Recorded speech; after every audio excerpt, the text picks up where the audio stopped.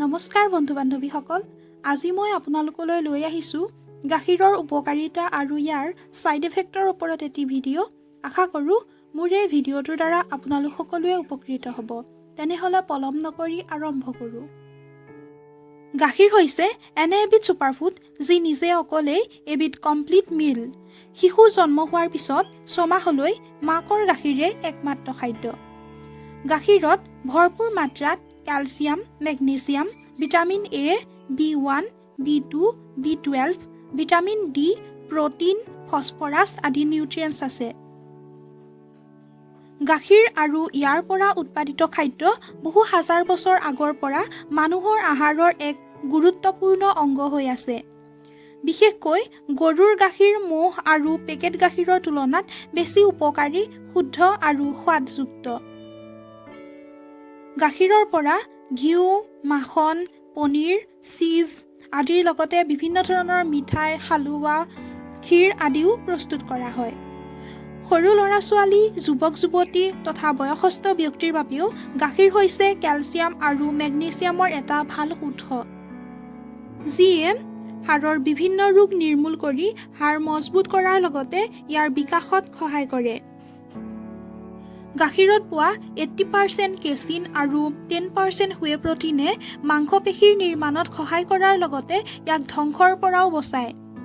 হুৱে অতি সহজতে amino acid ৰূপে ৰক্ত প্ৰবাহত অৱশোষিত হয়। গাখীৰৰ সৈতে হালধি মিহলাই খালে ব্লাড ছুগাৰ কণ্ট্ৰল হোৱাৰ লগতে জইণ্ট পেইন ৰিলিফ আৰু ভাল টোপনি অহাটো সহায় কৰে। দাঁতৰ ক্ষেত্ৰতো গাখীৰ উপকাৰী। ইয়াত পোৱা আইৰণ, কেলছিয়াম আৰু ফছফৰাছে দাঁতৰ কেভিটি দূৰ কৰি দাঁত মজবুত কৰে। গাখীৰ আৰু ইয়াৰ দ্বাৰা উৎপাদিত খাদ্যই মস্তিষ্কৰ কাৰ্যক্ষমতা বৃদ্ধি কৰে। নেশ্যনেল ইনষ্টিটিউট অৱ হেল্থৰ মতে গৰুৰ গাখীৰে মগজুত প্ৰভাৱ পেলায়। ইয়াত ওমেগা-3 আৰু ফেটি এচিড পৰ্যাপ্ত পৰিমাণে পোৱা যায়। ইয়াক নিয়মিত ৰূপে সেৱন কৰিলে মগজুৰ কাৰ্যক্ষমতা বৃদ্ধিৰ লগতে মগজুৰ সৈতে জড়িত সমস্যা দূৰ হয়।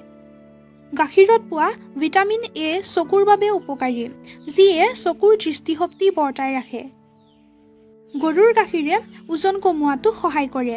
যিসকল ব্যক্তিয়ে ওজন কমাব বিচাৰে তেওঁলোকে গৰুৰ গাখীৰ আৰু যিসকলে ওজন বঢ়াব বিচাৰে তেওঁলোকে ম'হৰ গাখীৰ খোৱা উচিত। ৰিচাৰ্চত পোৱা গৈছে যে গাখীৰ আৰু ইয়াৰ পৰা উৎপাদিত খাদ্যত ভৰপূৰ মাত্ৰাত প্ৰটিন থাকে। যিসকল ব্যক্তিয়ে অত্যাধিক শাৰীৰিক পৰিশ্ৰম তথা এক্সট্ৰা ৱৰ্কআউট কৰে তেওঁলোকে নিয়মীয়াকৈ এগিলাচ গাখীৰ খোৱাটো উচিত, যাৰ ফলত শৰীৰে কাম কৰাৰ বাবে শক্তি পায় আৰু ই শৰীৰ হাইড্ৰেট কৰি মাংসপেশী নিৰ্মাণ আৰু বিকাশত সহায় কৰে। ডায়েবেটিক পেচেণ্টৰ বাবেও গাখীৰ উপকাৰী। ইয়াত পোৱা কেলছিয়াম আৰু মেগনেছিয়ামে ইনচুলিন হৰমনৰ ভাৰসাম্য ৰক্ষা কৰে। গাখীৰত পোৱা ফেটি এচিডে টাইপ 2 ডায়েবেটিছ ৰোগ উপশম কৰে। সেইবাবে এনে ৰোগীক আহাৰৰ লগতে গাখীৰ বা দৈ খোৱাৰ বাবে উপদেশ দিয়া হয়। গৰু গাখীৰত এণ্টি এচিড প্ৰভাৱ থাকে, যিয়ে এচিডিটি, অপচন আদি কম কৰে। ঠাণ্ডা গাখীৰে এচিড নিউট্ৰিলাইজ কৰি এচিডিটি উপশম কৰে। গাখীৰে হাই ব্লাড প্ৰেছাৰ কণ্ট্ৰল কৰে। এই ক্ষেত্ৰত ল' ফেট মিল্ক আৰু টোন মিল্ক খোৱা উচিত। ইয়াত পোৱা কেলছিয়াম, পটেছিয়াম আৰু মেগনেছিয়ামে ব্লাড প্ৰেছাৰ কণ্ট্ৰল কৰে। ই ষ্ট্ৰেছ আৰু ডিপ্ৰেছন কম কৰে। ডিছলেক্সিয়া এনে এবিধ মানসিক ৰোগ যি মানৱ মনৰ কাম কৰাৰ প্ৰৱণতা বা কাৰ্যক্ষমতা নাইকিয়া কৰে। এই ৰোগৰ পৰা বাচি থাকিবলৈ ওমেগা-3 আৰু ফেটি এচিডৰ প্ৰয়োজন, যিবোৰ গাখীৰত পৰ্যাপ্ত পৰিমাণে পোৱা যায়। গাখীৰত পোৱা উচ্চ গুণযুক্ত প্ৰটিনে ডিপ্ৰেছন কম কৰে। গাখীৰ হৃদৰোগীসকলৰ বাবেও উপকাৰী। নিয়মিত ৰূপে ইয়াক সেৱন কৰিলে হৃদয় সম্বন্ধীয় সমস্যা দূৰ হয়। এক অধ্যয়ন অনুসৰি গম পোৱা গৈছে যে দৈনিক 200 ml গাখীৰ খোৱা লোকৰ ষ্ট্ৰক 7% কম হয়। এই ক্ষেত্ৰত হৃদৰোগীসকলে ল' ফেট মিল্ক বা টন মিল্ক খোৱা উচিত। ঠাণ্ডা দিনত শুকান ওঠত এচামুচ গাখীৰৰ সৰৰ সৈতে হালধি গুড়ি মিহলাই ওঠত সানিলে ওঠ ফটা ভাল হয়। গাখীৰৰ সৈতে খেজুৰ মিহলাই খালে শৰীৰত হিমোগ্লোবিনৰ ভাৰসাম্য ৰক্ষা হোৱাৰ লগতে কাহ, পানী লগা, এনিমিয়া ৰোগ, সেক্সুৱেল উইকনেছ আদি সমস্যাও দূৰ হয়। আৰু পাচনতন্ত্ৰ মজবুত হয়। ছাল আৰু চুলিৰ বাবেও গৰু গাখীৰ উপকাৰী, সেয়েহে খোৱাৰ লগতে সৌন্দৰ্য চৰ্চাটো ইয়াক ব্যৱহাৰ কৰিব পাৰি। গাখীৰ শুকান ছালত সানিলে ছালৰ ক'লা দাগ আদি নাইকিয়া কৰি স্কিন হাইড্ৰেট কৰে আৰু ছাললৈ উজ্জ্বলতা কঢ়িয়াই আনে। যেতিয়া ব্যক্তিৰ শৰীৰৰ ভিটামিন ডি আৰু জিংকৰ অভাৱ হয় তেতিয়া চুলি সৰা সমস্যাই দেখা দিয়ে। ইয়াত পোৱা কেলচিয়াম আৰু প্ৰটিনে চুলি সৰা কম কৰি নতুন চুলি গজাত সহায় কৰাৰ লগতে চুলিক সুস্বাস্থ্য প্ৰদান কৰে। গাখীৰত পোৱা নিয়াচিন, বায়'টিন আৰু পেন্থোনিক এচিডে চুলিৰ স্বাস্থ্য বৰ্তাই ৰাখে। গাখীৰে ভাল টোপনি অহাটো সহায় কৰে। সদায় ৰাতি খোৱাৰ আধা ঘণ্টাৰ আগত এগিলাচ কুহুমীয়া গৰম গাখীৰ সেৱন কৰিলে টোপনি ভাল হয়। ইয়াত পোৱা এমিনো এচিড, টাইট'ফোন আৰু মেলাটনিনে ভাল টোপনি অহাত সহায় কৰে। কিন্তু আমি অন্য খাদ্যবস্তুবিলাকৰ নিচিনাকৈ গাখীৰো এক নিৰ্দিষ্ট নিয়ম অনুসৰিহে সেৱন কৰিব লাগে, তেতিয়াহে ইয়াৰ পৰা উপযুক্ত ফল লাভ কৰিব পাৰি। গাখীৰ আৰু ইয়াৰ দ্বাৰা তৈয়াৰী আহাৰ যেনে ঘিউ, মাখন, আইচক্ৰীম, মিল্কশ্বেক আদি অত্যাধিক সেৱন কৰাটো অনুচিত। ইয়াক অত্যাধিক পৰিমাণে সেৱন কৰিলে গেছ, এচিডিটি আদিৰ লগতে হাড় কমজোৰ, কিডনী আৰু লিভাৰৰ সমস্যাও দেখা দিব পাৰে। অধ্যয়ন অনুসৰি জানিব পৰা গৈছে যে ভাৰতত বিক্ৰী কৰা 10% গাখীৰৰ পেকেট গাখীৰ আমাৰ স্বাস্থ্যৰ পক্ষে ক্ষতিকাৰক। পেকেট গাখীৰৰ বেছিভাগ পেকেটতে কেৱল 40%হে গাখীৰ থাকে, যাক খাদ্য হিচাপে ব্যৱহাৰ কৰা হয়।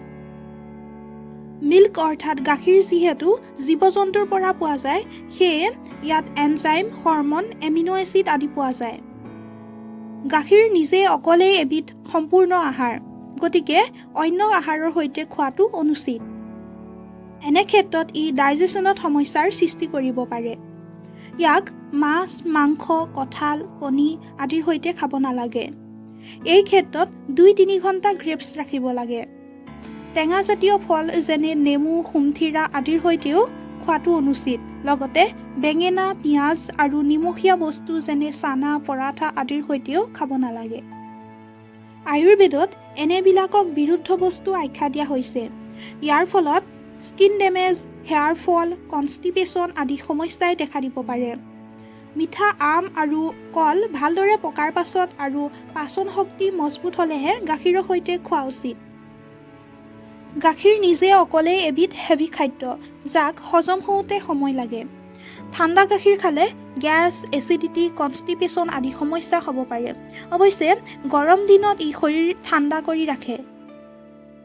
গাখীৰ প্ৰাকৃতিকগতভাৱেই মিঠা, সেইবাবে ইয়াৰ সৈতে চেনি মিহলাই খোৱাটো অনুচিত, কিয়নো চেনি তৈয়াৰ কৰোঁতে বহুতো ৰাসায়নিক পদাৰ্থ ব্যৱহাৰ কৰা হয় আৰু ইয়াক ৰিফাইন কৰি প্ৰস্তুত কৰা হয়, যাৰ ফলস্বৰূপে কুঁহিয়াৰ ৰসত থকা সকলোবিলাক নিউট্ৰিয়েণ্টছ নাইকিয়া হৈ যায় আৰু ই হজম হওঁতে সময় লাগে। সেয়ে গাখীৰত চেনিৰ সলনি মৌ, মিচিৰি, ডেড চুগাৰ বা জেগ্ৰী পাউডাৰ মিহলাই খোৱা উচিত। গাখীৰ যিকোনো সময়তে খাব পাৰি যদিও ৰাতি শোৱাৰ আধা ঘণ্টা আগত সেৱন কৰিলে মগজু শান্ত হোৱাৰ লগতে টোপনি ভাল হয়।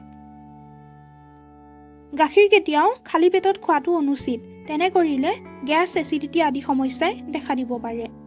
কিছুমান বেমাৰত আমলখিৰ সৈতে খালে উপকাৰিতা লাভ কৰে। দৈনিক 2-3 গিলাচ গাখীৰে যথেষ্ট, ইয়াতকৈ আৰু অধিক খাব নালাগে।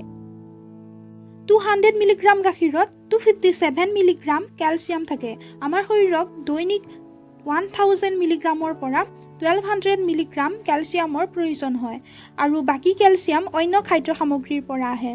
যিসকল ব্যক্তিৰ গাখীৰৰ প্ৰতি এলাৰ্জি আছে তেওঁলোকে গাখীৰৰ সলনি দৈ খাব পাৰে।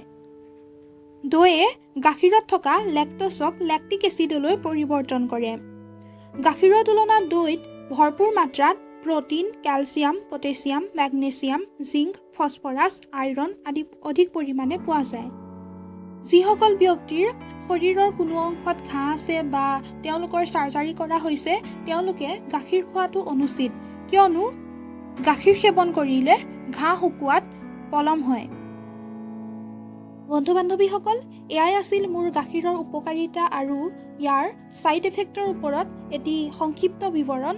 আশা কৰোঁ মই দিয়া তথ্যখিনিৰ দ্বাৰা আপোনালোক সকলোৱে উপকৃত হ'ব। যদি ভিডিঅ'টো চাই ভাল পালে তেনেহ'লে লাইক কৰিব, কমেণ্ট কৰিব, শ্বেয়াৰ কৰিব আৰু মোৰ চেনেলটো ছাবস্ক্ৰাইব কৰিবলৈ নাপাহৰিব।